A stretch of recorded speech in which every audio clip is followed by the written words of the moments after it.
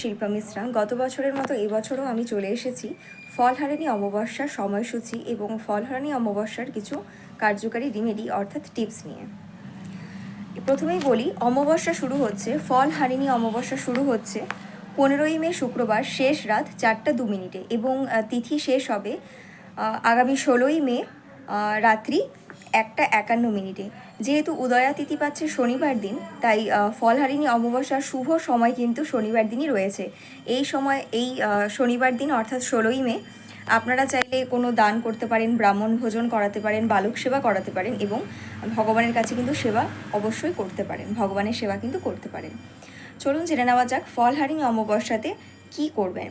Remedy হিসেবে প্রথমেই বলি, প্রত্যেকবার আমি যেমনটা বলি যে আপনাদের পছন্দ মতো যে কোনো একটি ফল নিয়ে ফলহারিণী অমাবস্যার সময়সূচি অনুযায়ী মায়ের পায়ে তারা মা, মা কালী এবং যে কোনো মা কালীর রূপের বিগ্রহের কাছে বা ফটোর কাছে আপনারা কিন্তু আপনাদের পছন্দ মতো ফল নিয়ে সেখানে নিজের মনস্কামনা 3বার বলে ফলটাকে হাতে ধরে মনস্কামনা বলে তারপরে সেই ফলটাকে মায়ের বিগ্রহ বা মায়ের ফটোর কাছে রেখে দেবেন।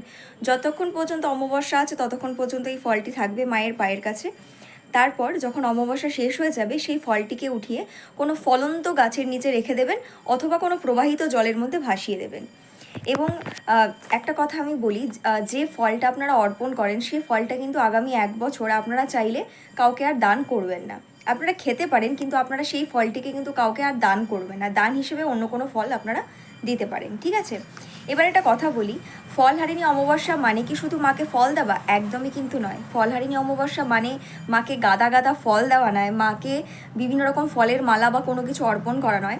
ফলহারিণী অমাবস্যা অ্যাকচুয়াল মানে হলো ফল, অর্থাৎ আমাদের কর্মফল, আমাদের কর্ম, এমন কোনো কর্ম যেটা আমরা চাই যে ভগবান আমার কর্মটাকে এই কর্মক্ষয় করতে চাই, আমরা বারবার মানুষ রূপে জন্ম না নিয়ে আমরা ভগবানের সেবায় নিজেকে নিয়োজিত করতে চাই, আমরা আর মানুষ জীবন লাভ আমরা করতে চাই না, আমরা মোক্ষ চাই, আমরা মুক্তি চাই, যেন ভগবানের কাছে নিজেকে নিবেদন করতে পারি।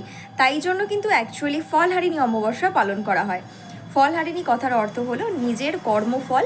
যে কর্মফল আপনারা মনে করছেন যে কর্মফলের বোঝা হয়তো বেড়ে গেছে, আমি এমন কোনো কিছু করিনি কিন্তু এখন মনে হচ্ছে আমি কত পাপ করেছি, আমার খুব খারাপ লাগছে, আমার সাথে ভালো হচ্ছে না, এই যে ভালো না লাগা, খারাপ লাগাগুলো, সেগুলোকে আপনারা মন থেকে মায়ের কাছে নিবেদন করে দিতে পারেন। আপনাদের মনোবাসনাগুলো আপনারা মনের যত ইচ্ছে মায়ের কাছে নিবেদন করতে পারে। এটাকেই বলা হয় অ্যাকচুয়াল ফলহারিণী অমাবস্যা। ঠিক আছে, বোঝাতে পারলাম? তো আপনারা রিমেডি হিসেবে আপনারা করতে পারেন, আপনারা আগামী 15ই মে করবেন না, 16ই মে করুন, কারণ উদয়া তিথি পাচ্ছে, সেই সময় সূর্য থাকবে। আর যখন সূর্যাস্ত যাবে সেই সময়টা খুব ভালো, খুব কার্যকারী, গোধূলি লগ্ন। এই সময় বা যখন আমি সময়টা বললাম সকালের দিকে, আপনারা কি করবেন, ফল নিয়ে, নিজের পছন্দ মতো ফল নিয়ে মায়ের পায়ের কাছে নিজের মনস্কামনা 3বার ফলটাকে হাতের মধ্যে নিয়ে নিজের মনস্কামনা জানিয়ে মাকে কিন্তু অর্পণ করবেন। আপনারা চাইলে পাতি লেবুও কিন্তু মাকে দিতে পারেন, কাগজি লেবু দেবেন না, পাতি লেবু দেবেন, ঠিক আছে? এই রেমেডিটা করে দেখুন। যারা করেছেন বিগত কয়েক বছর থেকে, যারা আমার সাথে যুক্ত রয়েছেন, যারা জানেন যে আমি রেমেডিগুলো আমি শেয়ার করি, অনেকেই অনেক পজিটিভ রিভিউ আমার সাথে শেয়ার করেছেন। আমি খুব আপ্লুত। আশা করি আগামীতেও এই রেমেডি করে আপনাদের অনেক উপকার হবে। রাধে রাধে, হরে কৃষ্ণা। সকলে ভালো থাকবেন আর চেষ্টা করবেন আগামী 16ই মে সকলে কিন্তু সকালবেলা ঘুম থেকে উঠে মায়ের পুজো করার। আর সাথে থাকবে যেন নিরামিষ আহার করবেন, যাদের পসিবল হবে তারা নিরামিষ আহার করবেন, আর যাদের একান্ত পসিবল হবে না তারা আমিষ আহার করতেই পারেন, তাতে কোনো বাধা নেই। তবে নিষ্ঠা ভরে যদি মাকে স্মরণ করা হয় সব কিছুতেই কিন্তু সার্থকতা লাভ হবে। রাধে রাধে, হরে কৃষ্ণা। ভালো থাকবেন।